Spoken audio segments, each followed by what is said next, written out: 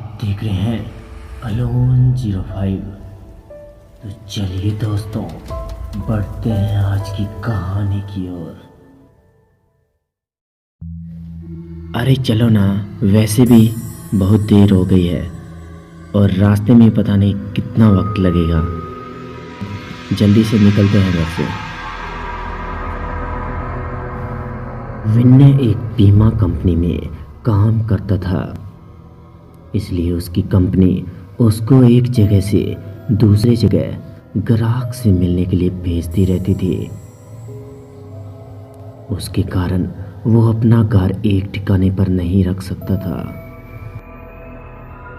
इस बार उनको नेपाल के छोटे से पहाड़ी इलाके में जाना था, करीबन 1 महीने के लिए। इसलिए इस बार उन्होंने अपनी पत्नी को भी साथ लिया। विन्ने के परिवार में सिर्फ वो और उसकी पत्नी ही रहते थे। विन्ने और उसकी पत्नी दोनों नेपाल के लिए निकल पड़ते हैं। वैसे भी ठंड का मौसम था और नेपाल में ऊपर से बहुत तेज की बर्फ पड़ रही थी। वो लोग अपने नए घर पहुंचते हैं। उनको अपने नए घर तक पहुंचने के लिए उनको रास्ते में बहुत संघर्ष करना पड़ा था, क्योंकि घर छोटे से गांव में एक पहाड़ी इलाके में था, जिसकी वजह से वो दोनों बहुत थक चुके थे। करीबन रात के 12:30 बज चुके थे। जहां वो रह रहे थे वहां घर एक दूसरे से बहुत दूर दूर थे। बाहर जोरों की ठंड और बर्फ गिर रही थी। दोनों अपनी रजाई में दुबक कर आराम ही कर रहे थे कि तभी अचानक उनको लगता है कि किसी ने उनके गेट को खटखटाया है। लेकिन फिर उन्होंने सोचा कि क्या पता तेज हवा चलने की वजह से ऐसा हो रहा हो, इसलिए उन्होंने इसको नजरअंदाज कर दिया। अगली सुबह विन्ने जिस काम के लिए आया था उसके लिए वो निकल पड़ता है और उसकी पत्नी घर में अकेली ही थी। घर में अकेली रहने के कारण उसकी पत्नी को समझ में नहीं आ रहा था कि वो घर में बैठे बैठे कैसे वक्त बिताए। लेकिन फिर उसने सोचा कि चलो क्यों ना बाहर जाकर ही कुछ देख लिया जाए। बाहर तो ठंड थी पर हवा नहीं चल रही थी, इसलिए उसने अपना स्वेटर पहना और निकलने के लिए तैयार हो गई। लेकिन जैसे ही उसने अपने घर का गेट खोला, वैसे ही वह क्या देखती है कि घर के पास एक खंबे के पीछे एक छोटा सा बच्चा खड़ा है, जो उसको चुपके चुपके देख रहा था। विन्ने की पत्नी ने उसको अपनी ओर बुलाया पर वो नहीं आया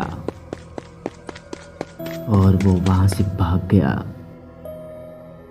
अगले दिन भी कुछ ऐसा ही हुआ। वो लड़का उसको फिर से घूरते ही जा रहा था, लेकिन इस बार उसकी पत्नी ने उस बच्चे को पकड़ लिया और पूछने लगी कि तुम यहाँ क्या कर रहे हो। लेकिन वो बच्चा कुछ भी नहीं बोला और ना ही कुछ बताया।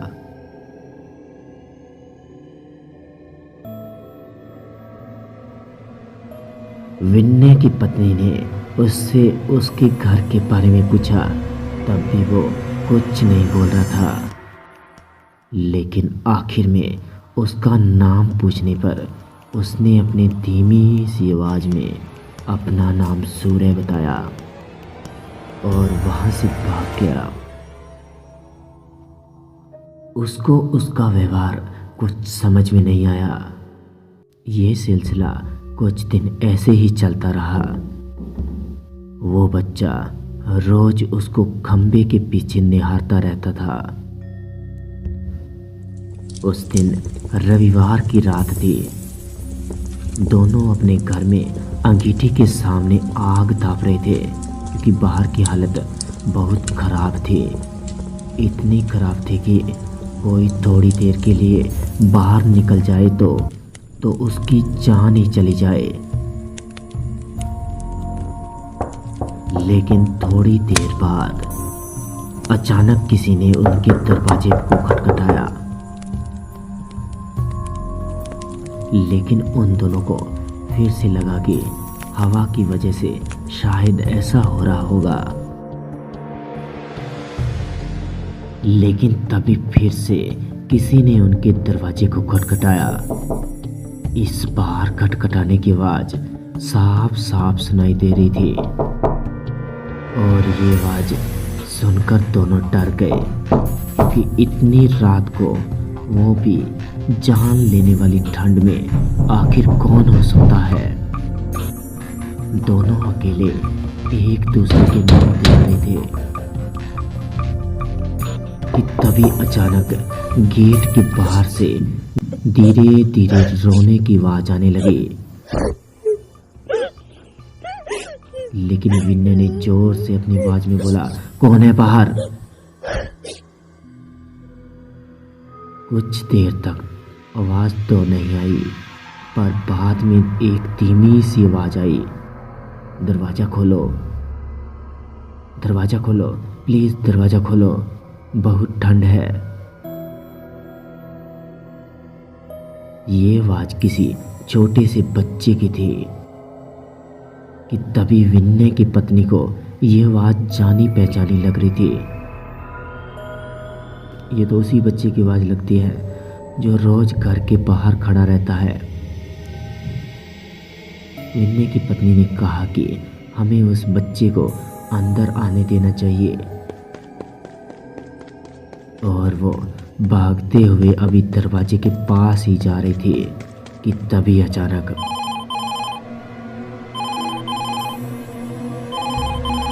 उनके घर के फोन की घंटी बजी। फोन एक पड़ोस में रहने वाली औरत का था।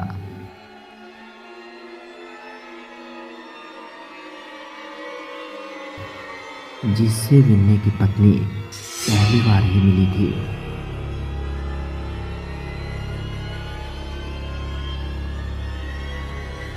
तभी विन्ने की पत्नी ने फोन उठाया और वहां से उस औरत की आवाज आई, हेलो जी, मैं आपको बताना ही भूल गई थी कि अगर आपके घर के बाहर कोई भी दरवाज़ा खटखटाए तो उसे मत खोलना। विन्ने की पत्नी ने कहा कि लेकिन अभी घर के बाहर से किसी छोटे से बच्चे की आवाज़ आ रही है जो दरवाज़ा खोलने को कह रहा है। तभी उस औरत ने कहा कि नहीं, आप दरवाज़ा बिल्कुल मत खोलना, वो असल में एक आत्मा है। यहाँ जब जब तेज आंधी और ठंड पड़ती है तब वो उसके घर के बाहर जाता है और दरवाज़ा खोलने को कहता है। वो ठंड का बहाना बनाता है और दरवाज़ा खुलवाने की कोशिश करता है। अगर कोई भी गलती से दरवाज़ा खोल भी देता है तो वो अगले दिन बर्फ में दबा हुआ मिलता है। ये सुनते ही उनके पैरों के नीचे ज़मीन खिसक गई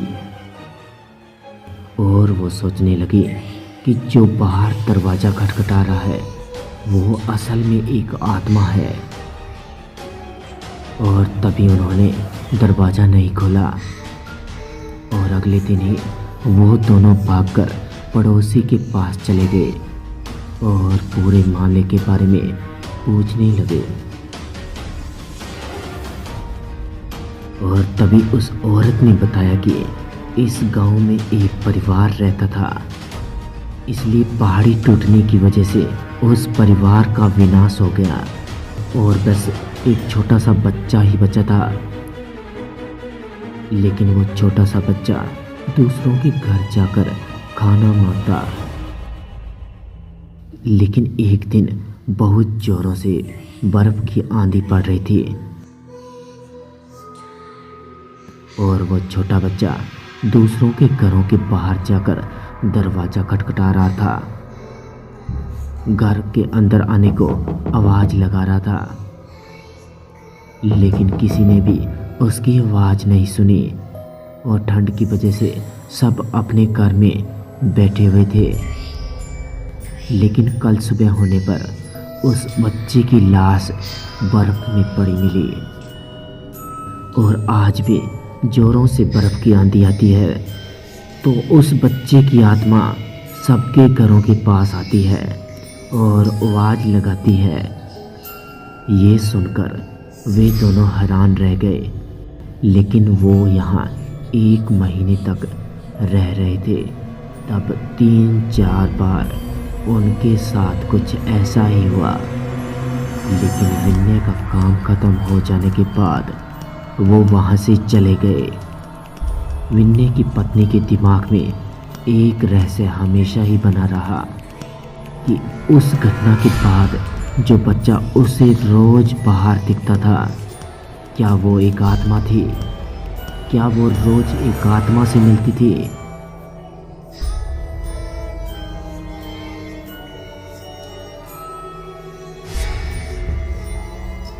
इस सवाल के साथ आज की कहानी बस यहीं तक। तो दोस्तों, अगर आपको यह कहानी पसंद आई तो हमारे चैनल को सब्सक्राइब कर लें, जिससे कि हमारी नई वीडियो की नोटिफिकेशन आप लोगों तक पहुंच सके। तो तब तक के लिए goodbye and take care.